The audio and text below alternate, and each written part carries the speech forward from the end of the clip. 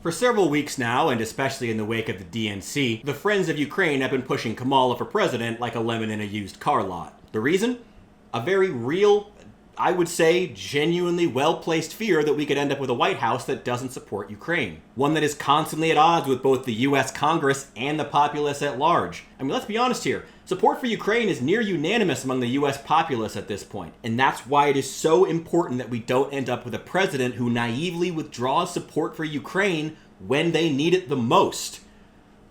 You know, like what Harris and Biden do. That's why I mandated the ATACMS and the supplemental, the long range, short range, and the HIMARS, that your administration is tying their hands behind their back. Will you change this policy so Ukraine can fight without one hand tied behind its back? Well, as you know, we've rallied 50 countries over the last 2 years to come to Ukraine's defense, to provide it with the weapons it needs to defend itself, to push back against Russian aggression. When it comes to enabling, endorsing attacks outside of Ukraine, that's not something we've done, but Ukraine will have to make, and will make, its own decisions, and I want to make sure it gets the equipment that it needs. Ah, the Democrats' favorite food. Word salad.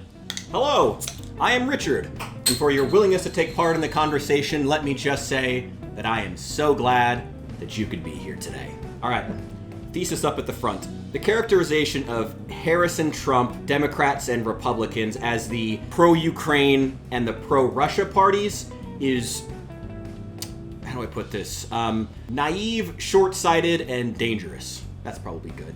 And as far as my personal opinion, speaking as an independent conservative, I guess is what I usually call myself, I'd rather have a president who disagrees with me on this one issue, but is open about it.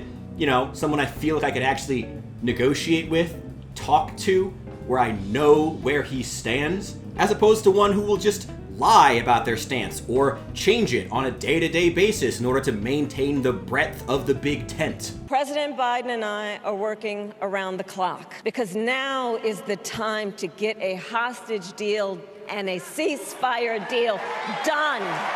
And let me be clear, I will always stand up for Israel's right to defend itself, and I will always ensure Israel has the ability to defend itself. At the same time, what has happened in Gaza over the past 10 months is devastating. Desperate, hungry people fleeing for safety. I will never hesitate to take whatever action is necessary to defend our forces and our interests against Iran and Iran-backed terrorists. Oh yeah, that's a candidate I trust to give unfaltering support. If we really want to support Ukraine and ensure that legislation funding them can consistently get passed in our government, the best way we can do that is to build bridges to pro-Ukraine Republicans, not by isolating them, not by pretending they don't exist, and not by characterizing all Republicans as freaks and weirdos. Seriously, Ukraine support is on the rise in the Republican Party, not that it was ever as low as Democrats made it seem. And that's even within the darkest depths of the MAGA cult. What I think about Kurz, bold, brilliant, beautiful. Keep it up. Committee, they just released a statement in which they're calling for administration to allow Ukraine to use American weaponry on the military targets on Russian territory. Would you support that?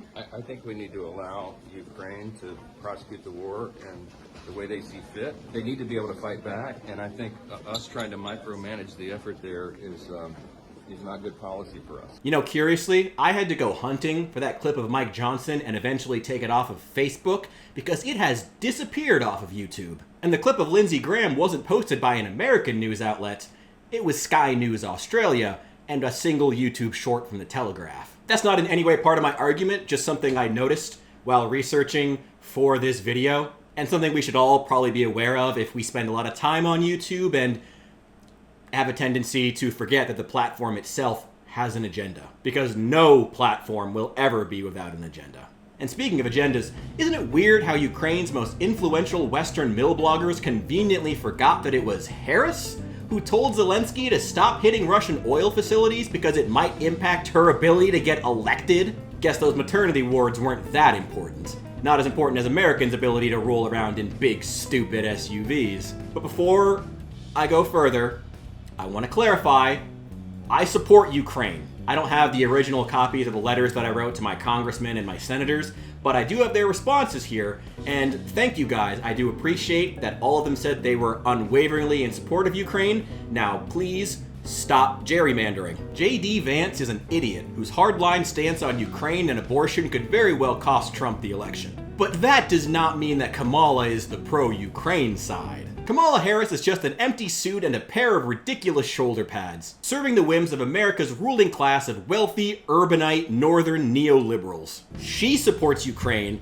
because America's military-industrial complex supports Ukraine. For now. And here is why that's an extremely important thing. Please hear me on this, even if you disagree with me. You know what's not profitable for the American military-industrial complex? Ukraine winning. You know what is profitable for them? An endless, grinding war of attrition.